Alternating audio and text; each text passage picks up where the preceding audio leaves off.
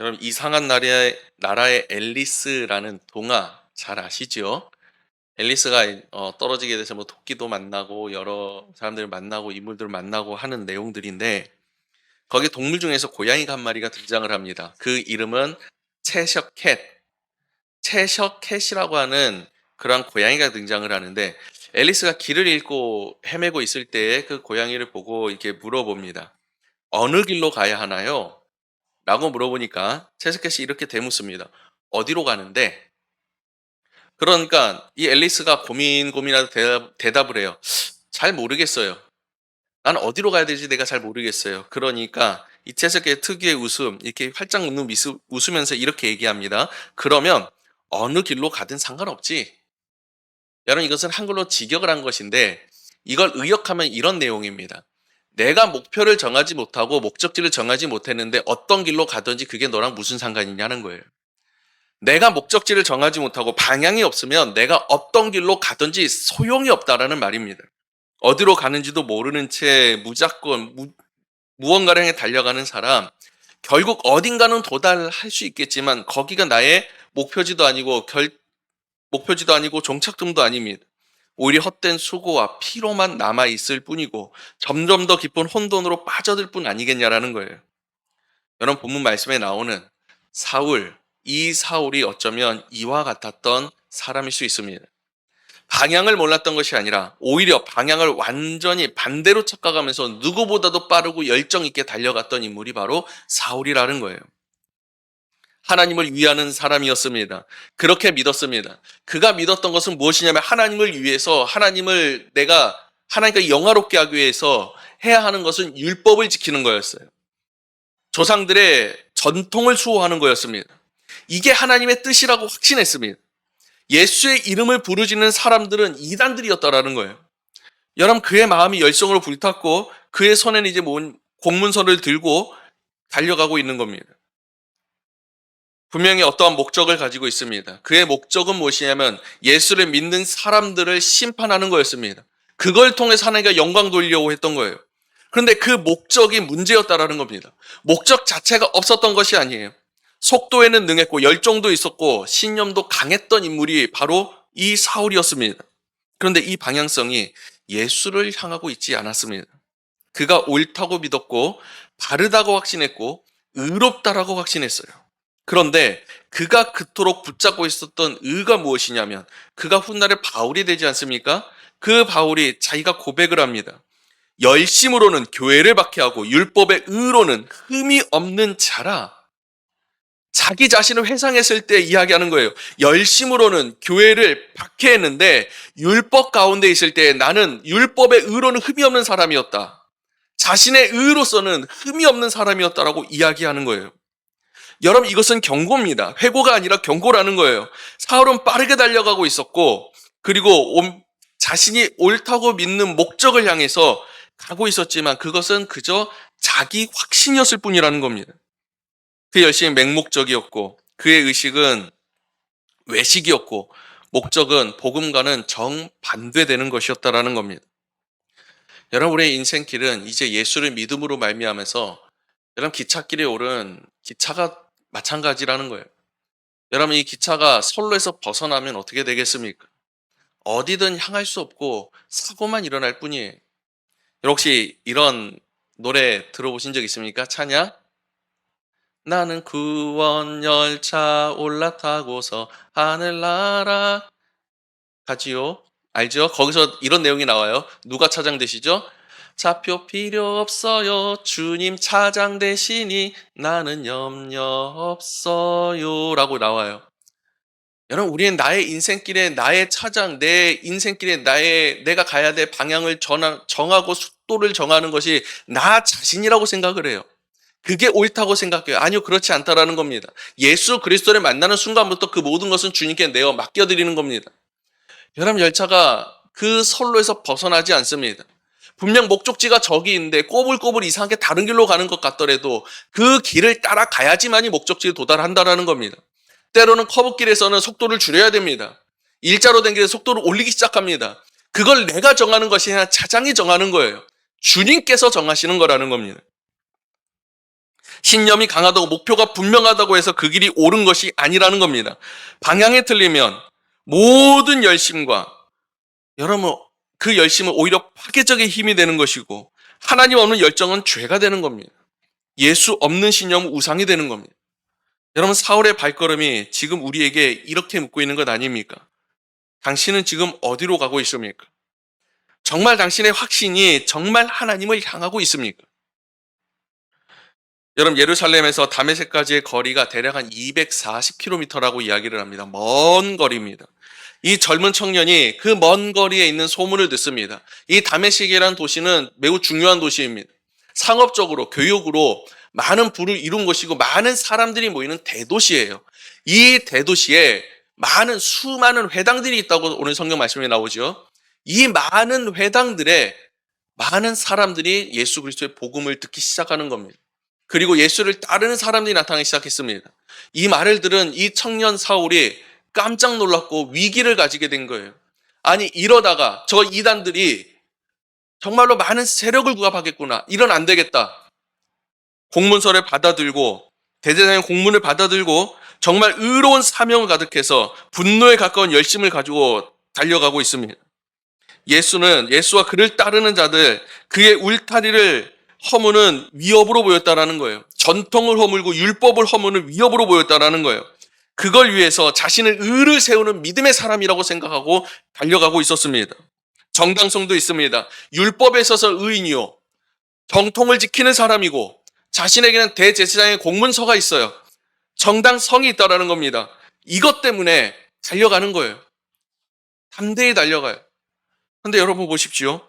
복음에는 어떤 정당성이 있습니까? 복음에는 오직 한 가지예요. 예수 그리스도가 증거가 되고 증인이 되시고 가장 큰 능력이 된다라는 겁니다. 한번 교회에 제가 처음 섬기던 교회에 한번 얘기했던 것 같아요. 분쟁이 있기 전에 수많은 집사님들과 수많은 성도들이 이렇게 이야기를 했습니다. 개별적으로 만나서 상담을 해요. 하는데 이야기하는 것도 이런 겁니다. 아니 하나님 살아계시잖아요. 하나님 의로우신 분이잖아요.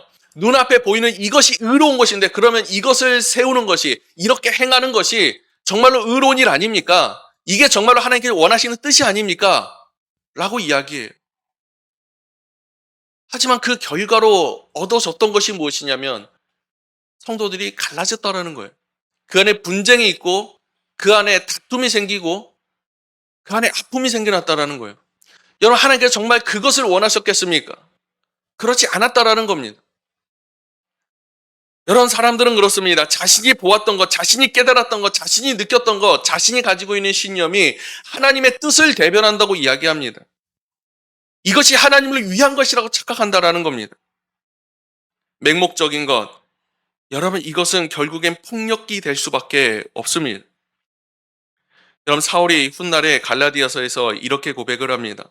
자신은 하나님의 교회를 심하게 박해했던 사람들이고 선조들의 전통에 대해서는 그 어떤 사람들보다 내가 열심히 있었던 사람이다.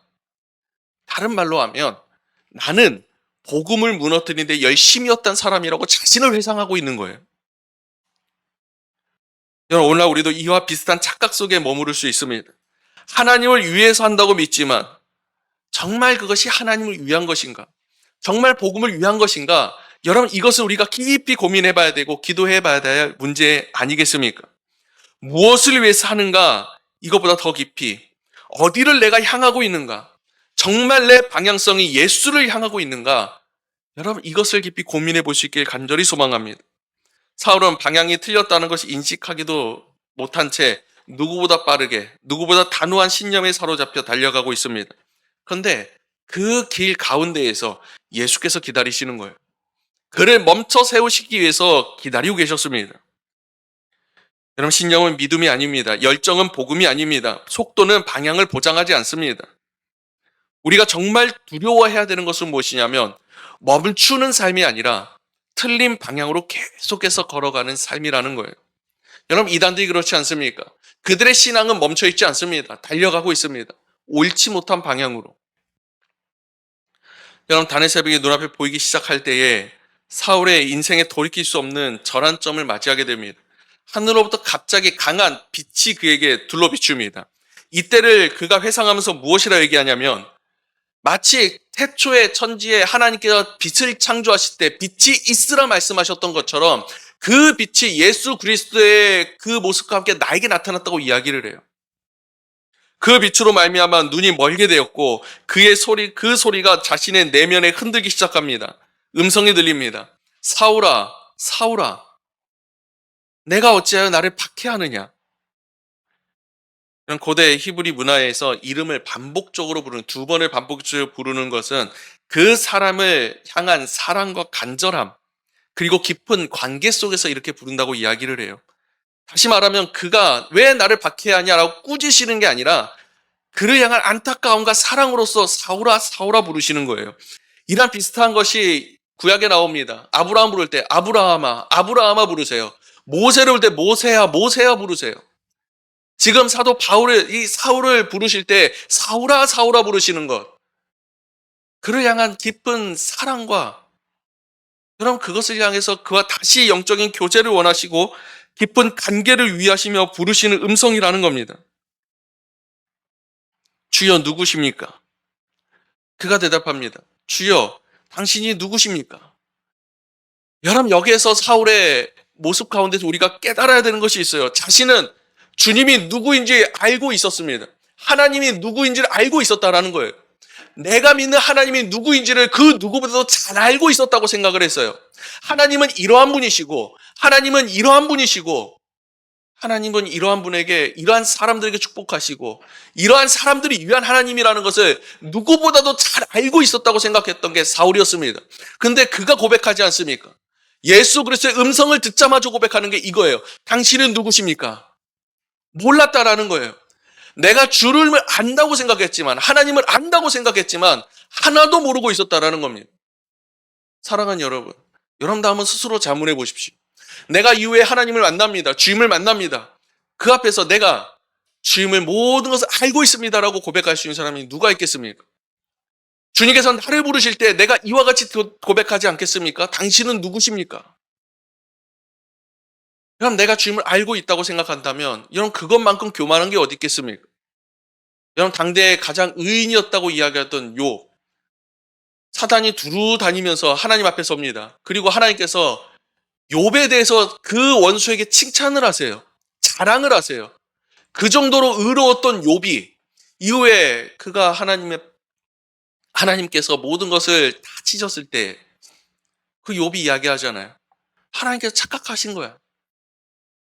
하나님께서 나타나셔서 말씀하실 때 그가 깨달은 겁니다. 아, 내가 하나님을 안다고 생각했지만 하나도 모르고 있었구나. 내가 하나님에 대해서 들었고 배웠고 내가 늘 예배를 드렸고 늘 제사를 드렸지만 하나도 모르고 있었구나라는 걸 깨닫게 되는 거예요. 자신의 무지함, 자신의 영적 무지함을 깨닫게 되는 겁니다. 여러분, 욥보다 의로운 자가 있습니까? 욥보다 하나님과 친밀했던 사람이 있습니까? 그럼에도 불구하고 우리는 생각해요. 이게 하나님의 뜻이고 이게 하나님을 원하는 것이고 나는 하나님을 알고 있어. 여러분 주님께서 가장 먼저 깨닫게 한 게 무엇인지 아십니까? 나의 영적 무지라는 거예요. 여러분 사울에게 두 가지 충격을 안겨줍니다. 그 첫째가 무엇이냐면 예수가 죽은 자 가운데가 아니라 살아계신 분이라는 것. 그가 정말 하나님의 아들이시라는 걸 깨닫게 하셨고 그가 교회를 받게 할 때에 수많은 전도하는 사람들, 복음을 증거하는 사람들, 그의 일꾼들을 방해할 때에 그 모든 것들이 그 박해는 영적으로 실제로는 예수를 박해하는 거라도 마찬가지였다라는 거예요. 여러분 이 장면은 단순한 환상이 아니었습니다. 수많은 사람들 앞에 동시다발적으로 일어났던 현상들이었습니다. 여러분 하나님께서는 종종 우리가 가장 확고하다고 여기는 그 순간에 가장 무너뜨릴 수 없는 기반이라고 여기는 그 순간에 찾아오셔서 그 순간 우리를 무릎 꿇게 하시고 그 앞에서 엎드려지게 만드십니다. 멈추게 하시고 다시 돌아가게 하신다는 거예요. 여러분 주님의 부르심, 이 부르심은 다시 일으키시기 위한 은혜의 시작이었다는 사실을 여러분 기억하시기 원합니다. 사울이 눈이 멀고 아무것도 보지 못했는데 단순히 시력을 상실한 것이 아니에요. 자신이 본다라고 확신했던 것. 자신이 알고 있다고 생각됐던 것, 그 모든 것들은 율법이었어요. 율법을 통해서 알았고 율법을 통해서 보았고 전통을 통해서 보았던 모든 것들이 이제는 눈앞에서 사라지기 시작하는 겁니다. 그 눈먼 사흘 동안에 무너진 자신의 자아 가운데 믿음이 깃들도록 주님께서는 그 시간을 허락하셨다라는 거예요. 사흘 동안 아무것도 보지 못합니다. 자신이 큰 충격 가운데 오늘 말씀 가운데 이렇게 얘기해요. 먹지도 마시지도 못한 게 아니라 않았다고 얘기해요. 얼마나 큰 충격과 얼마나 큰 아픔이 그 가운데 있었으면 그가 먹지도 않고 마시지도 않고 식음을 전폐하며 그 자리에 있었냐라는 거예요. 그가 보지 못했던 것 세상의 모습이 아닙니다. 자신이 누구이고 하나님이 누구이신지에 대한 인식, 그것을 깨닫지 못했다라는 거예요. 율법의 눈으로는 날카로웠습니다. 매우 예리했습니다. 은혜의 눈으로는 맹인이었다라는 거예요. 그 스스로가 스스로 보는 자라고 여겼지만 이제는 하나님의 손에 이끌려서 보지 못하는 자가 되었다라는 거예요. 사랑하는 여러분, 때로는 우리가 이와 같이 주님의 손에 이끌려서 보지 못하는 자가 될 수 있기를 간절히 소망합니다. 내가 보는 게 많기에, 내가 아는 게 많기에 때로는 우리는 교만이라는 것이 내 눈을 가릴 때가 많습니다. 여러분, 찬양 가운데 이런 찬양이 있어요. 그 가사가 이래요. 사랑의 눈먼 주님. 여러분, 주님께서 왜 우리를 위해서 이 땅에 오시고 왜 우리를 살리신지 아십니까? 그 표현이 이래요. 사랑의 눈이 멀었다라는 거예요. 보이지 않는다라는 거예요. 오직 사랑으로 자녀만 보인다라는 거예요. 여러분, 사랑 이후에 바울이 이렇게 고백합니다. 내가 약할 때 곧 강함이라. 내가 그 연약해진 그 순간, 내 눈이 멀어서 아무것도 보이지 않은 그 순간, 그때 주님과의 영적 깊은 교제가 일어났다고 이야기를 하는 겁니다. 여러분, 우리에게는 이 눈먼 사흘이 필요할 때가 있습니다. 여러분, 그때를 우리가 만날 수 있길 간절히 소망합니다. 그때에 그 영적 깊은 교제 가운데에서 주님께서 나를 다시 회복시키시고 나를 다시 세우시는 그 영적 교제를 여러분 우리가 만날 수 있길 간절히 소망합니다. 사울아, 사울아 부르시는 이 은혜의 부르심, 여러분 똑같이 하나님께서 우리의 이름을 부르셔요. 나의 이름을 아시고 나의 모든 것을 아시고 나를 부르십니다. 나에게 동일한 자리에 있지만 때로는 동일한 깨달음이 주어지지 않을 때도 있습니다. 마치 그 주변에 있어도 수많은 사람들처럼 말입니다. 분명히 그 사람들은 소리는 들었습니다. 하지만 아무것도 보지 못했다라고 이야기를 합니다. 여러분, 구원이라는 게 군중의 감정 속에서 나타나는 것이 아니라는 겁니다. 주님 앞에 홀로 서는 사건이라는 겁니다. 그가 나를 모태에서 택정하시고 그의 은혜로 나를 여기에 부르셨을 때 그 아들을 내 속에 나타내시길 기뻐하셨느니라. 그가 고백하는 거예요. 주님은 그를 쓰러뜨릴 수 있었고 그를 멈춰 세울 수 있었기 때문에 나타나신 것이 아니라 그를 세우심으로 말미암아 다시 예수께로 향하게 하시기 위해서 그를 세우신 거라는 거예요. 여러분, 우리의 신앙의 여정 속에서 주님을 만날 때 그것이 여러분 단순한 종교적인 체험이 되지 않기를 간절히 소망합니다. 하나님께서 나의 이름을 부르실 때에 여러분 그 자리에 멈춰 서기를 간절히 소망합니다. 그리고 다시 한번 부르시는 음성이 들리는 쪽으로 달려갈 수 있기를 간절히 소망합니다. 여러분, 주님께서 말씀하시잖아요. 내 양은 주인의 목소리를 듣는다고 이야기해요. 알아듣는다라는 거예요. 내 양을 부를 때 그 목소리를 들어요. 주님이 나를 부르실 때 그 목소리 듣고 그곳으로 향하는 것처럼 우리도 그곳으로 향할 수 있기를 간절히 소망합니다. 지금까지 옳다고 믿었던 모든 방향, 사실은 주님을 등지고 온 길이었다는 것을 이 사울이 깨닫게 됩니다. 자신이 아는 것이 많았고 자신은 정말로 많은 것을 배웠고 많은 것을 누렸고 많은 것을 지키며 지금도 열정 가운데 살아가고 있는 인물이었습니다. 하지만 마치 여러분 이와 같은 거예요. 신천지나 이런 수많은 이단들이 갈수록 교리나 이런 것들이 정립이 되어 갑니다. 과거에는 그렇지 않았습니다. 그 이유가 무엇인지 아십니까? 신천지에서 있었던 분이 나오면서 이런 말씀을 하셨어요. 그곳에 서울대생도 많다라는 거예요. 법대생도 많대요. 그러면서 하는 말이 자기처럼 똑똑한 사람이 이단에 빠질 리가 없다라는 거예요. 자기 같은 사람이 이단에 빠질 리가 없어. 때문에 그들이 더 완벽하게 교리를 만들어내기 시작하더라는 겁니다. 여러분, 이 사울이라는 인물은 그렇지 않았습니다. 분명히 많은 것을 알고 많은 것을 깨닫고 있었지만 주님을 만난 그 순간에 자신이 깨닫게 되고 자복하게 되고 그 자리에 쓰러지게 되고 멈춰 서게 되는 모습을 보게 돼요. 그럼 우리가 해야 되는 것 이런 것들 아니겠습니까? 때로는 나의 신념에 부딪히고 때로는 내가 믿었던 것에 부딪혔을 때에 우리는 그것이 옳은 것이라고 주장합니다. 그 이유를 만들어냅니다. 하지만 내가 해야 하는 것은 무엇이냐면 주님께서 그 가운데 무엇을 말씀하시는지, 나에게 어떤 방향을 원하시는지, 여러분, 그것을 우리가 발견해낼 수 있기를 간절히 소망합니다. 회심 이후에 이렇게 고백합니다. 그리스도를 위하여 모든 것을 잃어버렸다고 얘기해요. 그러면서 그 모든 것들을 배설물로 여긴다고 이야기합니다. 주님을 얻었기에, 그 안에서 주님을 발견했기에 이제는 그 모든 것을 배설물로 여긴다라는 거예요. 여러분, 신앙이라는 것은 무엇을 하는가가 아니라 무엇을 향하는가, 누구를 향하며 살아가는가. 여러분, 이것을 날마다 자문하고 날마다 방향을 고치며 살아가는 것이 신앙입니다. 여러분, 우리의 신앙이 이와 같기를 간절히 소망합니다. 말씀을 준비하면서 참 눈물을 많이 흘렸어요. 회개도 참 많이 했던 것 같아요.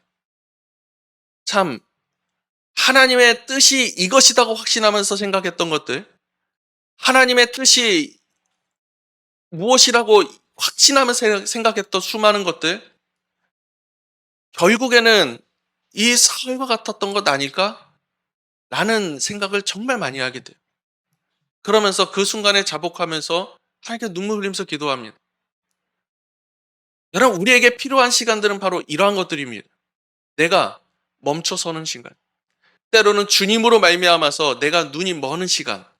보는 게 중요하고 듣는 게 중요한 것이 아니라 멈춰서서 주님과 영적 깊은 교제가 일어나는 시간. 주님께서 말씀하십니다. 그리스도 안에 있으면 새로운 피조물이라 이전 것은 지나갔으니 보라 새롭게 되었도다. 여러분, 이 말씀은 과거에 있던 모든 것들을 싸그리 정리해버린다는 게 아니에요. 그의 자녀들을 모두 다 새롭게 채운다는 것이 아닙니다. 우리 모두가, 그의 자녀들 모두가 새롭게 된다는 거예요. 거듭나게 된다는 거예요. 새롭게 변화된다는 거예요. 날마다 우리가 추구해야 가야 하는 방향성이 바로 이런 것들입니다. 과거에 묶여 살아가는 것이 아니라, 내 신념에 묶여 살아가는 것이 아니라 날마다 예수 방향을 향해서 새롭게 변해해 나가는 것. 때로는 실패합니다. 때로는 우리 입술로 범죄하고 때로는 나의 마음으로 범죄하고 나의 삶으로 범죄합니다. 하지만 그런 모든 순간 가운데에서도 날마다 다시 한번 돌이켜서 예수 방향으로 가는 것. 여러분, 이것이 신앙인 아니겠습니까? 이것이 주님께서 우리를 만나주시는 이유요. 그리고 주님께서 우리를 끝까지 바라보시는 이유이지 않겠습니까? 사랑하는 여러분, 지금 이 자리, 내가 멈춘 바로 이 지점이 여러분 새로운 자리, 출발의 자리가 될 수 있기를 간절히 소망합니다. 내 눈이 멀어 아무것도 보지 못할 때에 주님은 내 이름을 부르시면서 말씀하시는 거예요. 이제 내가 너를 이끌겠다. 그 음성에 순종하면서 그 하나님께서 나에게 새로운 길을 여시고 눈먼 자리에서 다시 시작되는 은혜의 길. 여러분, 그 은혜의 길로 우리로 같이 올라탈 수 있기를, 여러분 지금 그 한 걸음을 떼어 나갈 수 있기를 간절히 소망합니다.